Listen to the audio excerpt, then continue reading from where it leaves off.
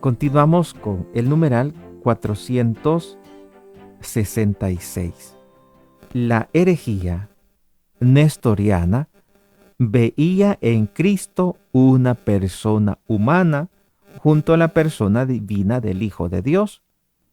Frente a ella, San Cirilo de Alejandría y el Tercer Concilio Ecuménico reunido en Éfeso en el año 431, confesaron que el Verbo, al unirse en su persona en una carne animada por un alma racional, se hizo hombre. En el concilio de Éfeso, en el año 431, se determinó, se confesó que el Verbo, al unirse en su persona a una carne animada por un alma racional, se hizo hombre. Porque la herejía de Nestorio, que se le llama la herejía nestoriana, veía en Cristo una persona humana junto a la persona divina del Hijo de Dios. Frente a ella, San Cirilo de Alejandría y el Tercer Concilio Ecuménico reunido en Éfeso en el año 431 confesaron que el Verbo, al unirse en su persona a una carne animada por un alma racional, se hizo hombre. La humanidad de Cristo no tiene más sujeto que la persona divina del Hijo de Dios, que se ha asumido y hecho suya desde su concepción. Por eso el concilio de Éfeso proclamó en el año 431 que María llegó a ser con toda verdad Madre de Dios mediante la concepción humana del Hijo de Dios en su seno. Madre de Dios porque el Verbo de Dios haya tomado de ella su naturaleza divina. No porque el Verbo de Dios haya tomado de ella su naturaleza divina, sino porque es de ella de quien tiene el cuerpo sagrado dotado de una alma racional, debido a la persona del Verbo, de quien se dice que el Verbo nació según la carne. Hasta ahí el numeral 466. Pues entiendo que esto no es tan fácil de entender. No es tan fácil de entender. Pero que podamos guardar en nuestra memoria que Jesucristo es verdadero Dios y verdadero hombre. Verdadero Dios y verdadero hombre. Y Nestorio decía que Jesucristo es una persona humana junto a la persona divina del Hijo de Dios. Es decir, estaba haciendo una separación. Una persona humana junto a la persona divina. Pero que Jesucristo era totalmente humano, solo que estaba unido a la persona divina. Así decía este error de Nestorio, esta herejía nestoriana, que miraba a Cristo como una persona junto a la persona divina de Dios. Y cuando decimos que Jesucristo tiene dos naturalezas, la humana y la divina, no estamos diciendo que la persona humana de Cristo está junto a la persona divina del Hijo de Dios, como si fueran dos personas diferentes. Jesucristo es una sola persona. Una sola persona. No es una persona humana y otra persona divina. Jesucristo es una sola persona. Y Nestorio decía que Jesucristo eran dos personas, la humana junto a la persona divina del Hijo de Dios. Y entonces en el Concilio Vaticano, ¿cómo es? Perdón, que me confundí. En el Concilio de Éfeso, en el año 431, se confesó que el Verbo, al unirse a su persona en una carne animada por un alma racional, el Verbo, al unirse a su persona, al unirse en su persona, el Verbo, al unirse en su persona a una carne animada por un alma racional, se hizo hombre. Se hizo hombre. Pero aquí está lo admirable, porque se hizo hombre sin modificar su naturaleza divina y tampoco eh, sin, hacer desaparecer la naturaleza humana. Y ahí está la grandeza de esta encarnación. Porque sin dejar de ser Dios, se hizo hombre verdadero.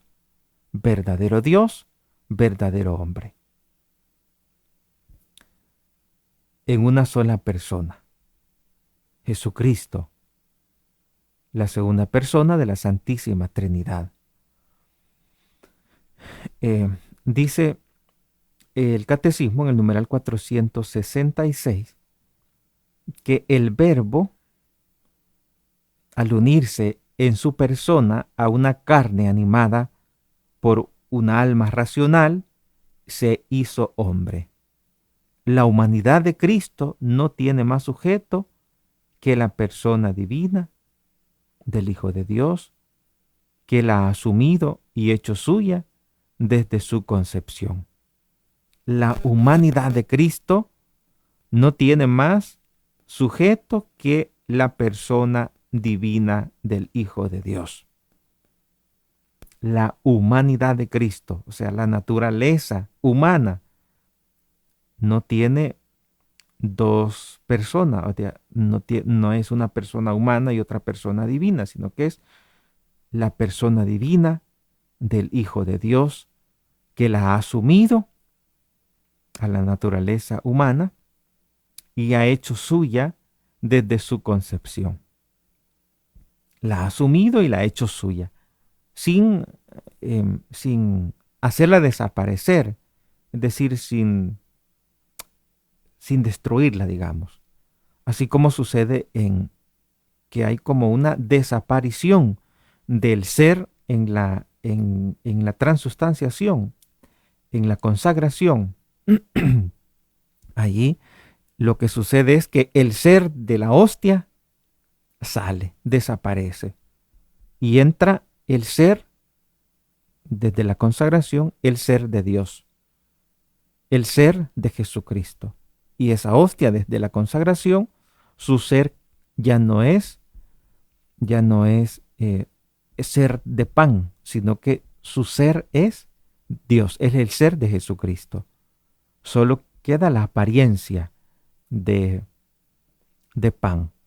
El mismo sabor, el mismo color, el mismo peso, con todos sus accidentes, el color, el tamaño, el peso, todos sus accidentes, todo lo que se puede ver son los accidentes, pues en la hostia se conservan esos accidentes, pero esos accidentes tienen un sostén, y a ese sostén, donde están como pegados, digamos, si podemos hablar en ese lenguaje, ese sostén se le llama la sustancia. Pues la sustancia o la plataforma donde descansan esos accidentes o esas propiedades, esa sustancia se llama el ser. Pues el ser de la hostia desaparece y en ese momento comienza a estar el ser de Dios, el ser de Jesucristo, es decir, Jesucristo con su cuerpo, con su alma, con su divinidad, están en la hostia consagrada. Explico esto como para hacerles ver que en la encarnación no pasa eso. En la encarnación, la persona, la naturaleza humana permanece íntegra, la persona humana. Digo, la naturaleza humana. Y en la humanidad de Cristo, dice, no tiene más sujeto que la persona divina. No como decía Nestorio, que en la herejía nestoriana decía que había dos personas, una humana y una divina, que la persona humana estaba junto a la persona divina del Hijo de Dios. Pero ese es un error. Nuestra doctrina católica dice que la humanidad de Cristo, es decir, que su naturaleza humana, no tiene más sujeto que la persona divina del Hijo de Dios, que ha asumido esa naturaleza humana y la ha hecho suya desde su concepción. Por eso en el concilio de Éfeso, y yo digo Éfeso, bueno, aquí no está tildado, proclamó en el año 431 que María llegó a ser con toda verdad Madre de Dios mediante la concepción humana del Hijo, mediante la concepción humana del Hijo de Dios en su seno. Madre de Dios, dice el concilio de Éfeso, Madre de Dios, no porque el Verbo de Dios haya tomado de ella su naturaleza divina, porque la naturaleza divina pues siempre ha estado, nunca ha empezado a ser. Madre de Dios no porque el Verbo de Dios haya tomado de ella su naturaleza divina, sino porque es de ella de quien tiene su cuerpo sagrado dotado de un alma racional.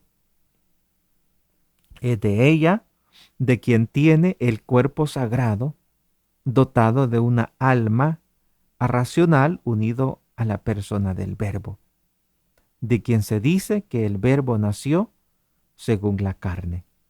El Verbo nació según la carne. El Verbo nació según la carne. Madre de Dios no porque el Verbo de Dios haya tomado de ella su naturaleza divina. O sea, no se dice que es Madre de Dios en ese sentido, sino que se dice que es Madre de Dios porque es de ella de quien el cuerpo sagrado dotado de un alma racional, el cuerpo sagrado dotado de un alma racional, unida a la persona del Verbo, de quien se dice que es el Verbo, de quien se dice que el Verbo nació según la carne. Si quieres seguir conociendo más sobre nuestra fe católica, aquí arriba les dejo el link para que ustedes continúen conociendo más sobre el inmenso tesoro de nuestra fe católica. La Virgen Santísima les guarde en su corazón inmaculado. Gracias por ver este video.